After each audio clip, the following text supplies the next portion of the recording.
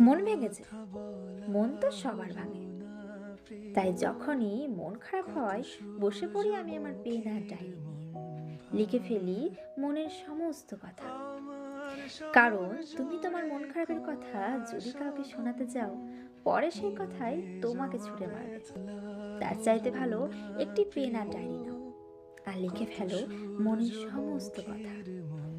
আমিও বসে বললাম, মনের কিছু কথা এলো, তাই লিখে ফেললাম। চলো শোনাই। মন আমার ভীষণ খারাপ, কষ্ট আছে মনে। অশ্রু জমে দিন রাত আমার চোখের কোণে। সারাটা দিন ভাবনায় ডুবে আছে মন। আমার মতো আমি আছি কোনো রকম।